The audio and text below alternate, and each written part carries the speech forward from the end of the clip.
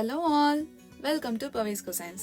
இன்னைக்கு நம்ம சேனல்ல பார்க்க போற special recipe cream cheese dip.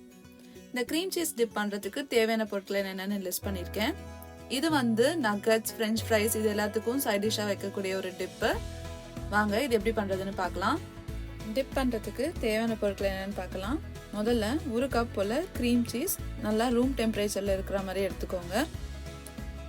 அதுக்கப்புறமா ஒரு டீஸ்பூன் போல பூண்டு விழுது. நான் இன்னைக்கு ஜலாபினோஸ் எடுத்திருக்கேன். உங்களுக்கு அலாபினோஸ் கிடைக்கல அப்படின்னா ஒரு 2லேருந்து 3 பச்சை மிளகாய் எடுத்துக்கலாம். கொஞ்சமாக மல்லி இலை, ஒரு டீஸ்பூன் இட்டாலியன் ஹர்ப்ஸ், ஒரு டீஸ்பூன் பிளாக் பெப்பர். இப்போ ஒரு பவுலில் நம்மளுடைய க்ரீம் சீஸை சேர்த்துடலாம். இதை வந்து ரூம் டெம்பரேச்சரில் நல்லா சாஃப்டாக இருக்கிற அளவுக்கு எடுத்துக்கோங்க. அதை நல்லா இந்த மாதிரி மேஷ் பண்ணிக்கலாம். இப்போ இந்த க்ரீம் சீஸ் கூட கொஞ்சமாக கொத்தமல்லி, பூண்டு விழுது, நல்லா பொடியாக கட் பண்ணி வச்சுருக்கிறேன் அலப்பினோஸ், இல்லை அப்படின்னா பச்சை மிளகாய், கொஞ்சமாக பிளாக் பெப்பர், அதுக்கப்புறமா இட்டாலியன் ஹர்ப்ஸ் எல்லாமே சேர்த்து இதை நல்லா மிக்ஸ் பண்ணிடலாம். எல்லாமே நல்லா ஈக்குவலாக எல்லா இடத்துலையும் நல்லா ஸ்ப்ரெட் ஆகிற அளவுக்கு இதை நல்லா மேஷ் பண்ணிக்கோங்க.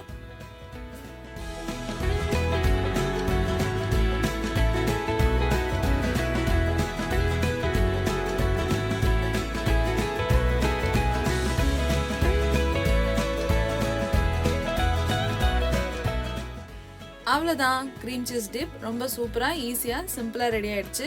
இந்த டிப்பை வந்து நம்ம nuggets, French fries, fritters, nachos இது எல்லாத்துக்குமே நல்ல டிப்பாக யூஸ் பண்ணிக்கலாம். பாருங்க எவ்வளோ ஸ்மூத்தாக சில்கியாக செம்மையாக இருக்குது.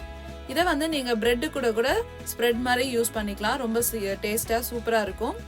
நான் இன்னைக்கு இந்த டிப்பு கூட ஃப்ரிட்டர்ஸ் பண்ணியிருக்கேன், சீஸ் பால்ஸ் மாதிரி பண்ணியிருக்கேன். உங்களுக்கு இந்த ரெசிபி பிடிச்சிருக்குன்னா நீங்களும் ட்ரை பண்ணி பார்த்துட்டு எப்படி இருக்குன்னு எனக்கு கமெண்ட் பண்ணுங்க. மறக்காம பவிஸ் குசைன்ஸ்க்கு சப்ஸ்கிரைப் பண்ணுங்க. ஈஸியா சமைச்சு நல்ல டேஸ்டா சாப்பிடுங்க.